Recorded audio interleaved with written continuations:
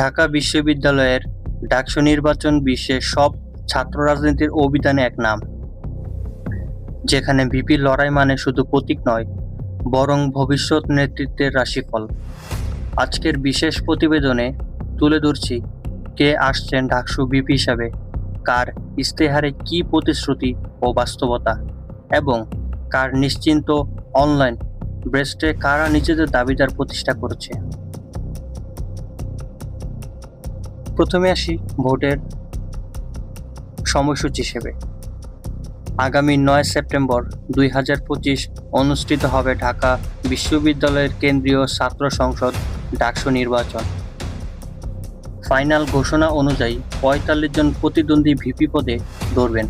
সর্বমোট ৪৭১ জন প্রার্থী ২৮টি কেন্দ্রীয় পদে প্রতিদ্বন্দ্বিতা করছেন। এখন আসি মূল লড়াইয়ে দাঁড়িয়ে থাকা প্রধান ভিপি প্রার্থীদের দিকে। সংযুক্ত প্যানেল ও সংগঠনের পরিচয়। আবিদুল ইসলাম খান চমৎকারভাবে প্যানেল ঘোষণা করেছেন তিনি। জাতীয়তাবাদী ছাত্রদল জেডিসের হয়ে তিনি লড়বেন ভিপি পদপ্রার্থী। তারপরে আসি আব্দুল কাদের, যিনি একজন ভিপি পদপ্রার্থী অ্যান্টি ডিসক্রিমিনেশন স্টুডেন্ট কাউন্সিলের পিছনে শক্তিশালী বাংলাদেশ গণতান্ত্রিক ছাত্র সংসদ বিজিসিএস এর হয়ে। তারপরে রয়েছেন সাদিক কায়েম, যিনি ইসলামী ছাত্র শিবিরের পক্ষ হয়ে ইউনাইটেড স্টুডেন্টস অ্যালায়েন্সের পদপ্রার্থী হিসেবে ভিপি পদপ্রার্থী। উমামা ফাতেমা, যিনি একজন স্বতন্ত্র আবেদনময়ী মুখ এবং স্বতন্ত্র প্রার্থী, কোনো রাজনৈতিক সংগঠনের স্তর নয়। তিনি এসছেন ইন্ডিপেন্ডেন্ট স্টুডেন্টস ইউনিটি, তিনি বৈষম্য বিরোধী ছাত্র আন্দোলনের একজন সমন্বয়ক। শেখ তাসনিম আফরোজ ইমি, তিনি বাংলাদেশ স্টুডেন্টস ইউনিয়ন দ্বারা সমর্থিত একটি বামপন্থী জোট। বিন ইয়ামিন মোল্লা, ডাকসু ফর চেঞ্জ প্যানেল, পিছনে রয়েছেন বাংলাদেশ ছাত্র অধিকার পরিষদ। পুরনো ধারায় ছাত্র রাজনীতিতে দলীয় প্যানেল প্রার্থীরা সবসময় বড় শক্তি, তবে এবারে নির্বাচনে ইন্ডিপেন্ডেন্ট স্টুডেন্টস ইউনিটি তাকে আলাদা করে তুলে এনেছে। ডাকসুতে রাজনৈতিক মশাল হিসেবে না, বরং শিক্ষার্থী ও সংস্কৃতি মুক্ত টিপ হিসেবে রূপ নিতে চান তারা। এই নিয়েই লড়াই।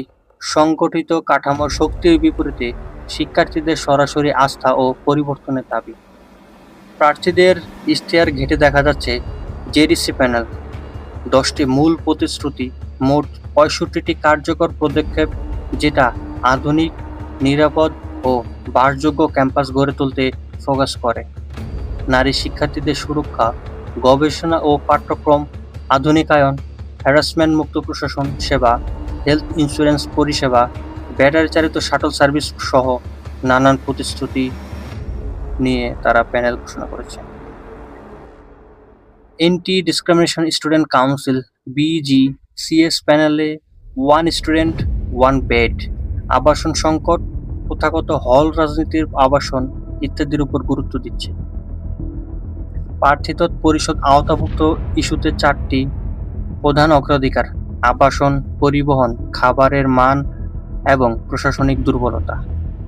অন্যান্যদের ফোকাস: স্টুডেন্ট সেফটি, ট্রান্সপোর্ট সহজলভ্যতা, ডিসিপ্লিন, সাংস্কৃতিক কার্যক্রমের প্রসার সব ইশতেহারে ধরা পড়েছে।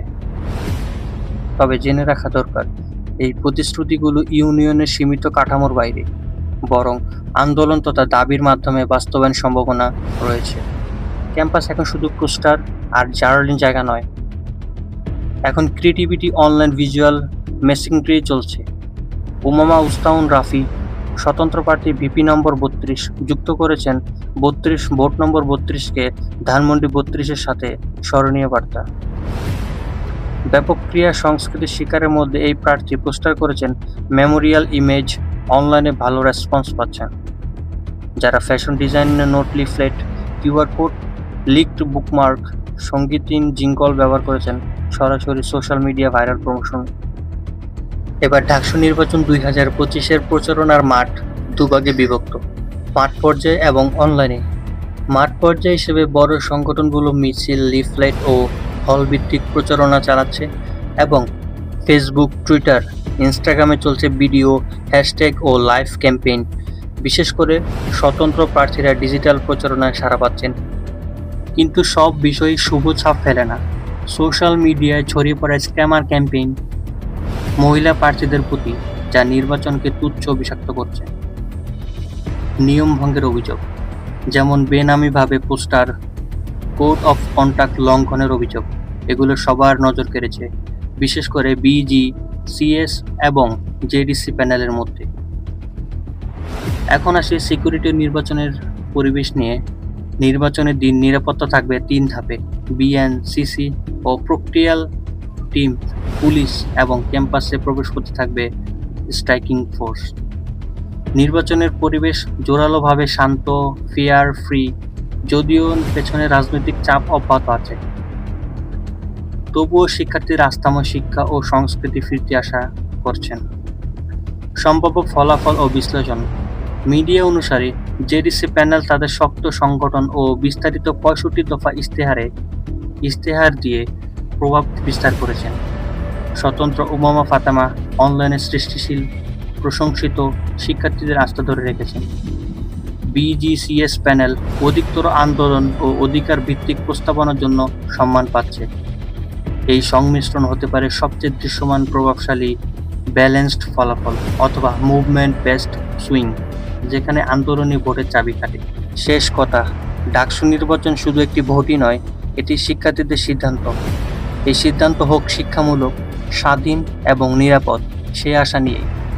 কারা কথা বলছে এটা নয়, বরং কার কথা কার্যকর হবে, আশা হবে বাস্তবতা, এই প্রশ্ন থেকে নির্ধারিত হবে ভিপি আসন। এখন প্রশ্ন, কে জিততে পারেন?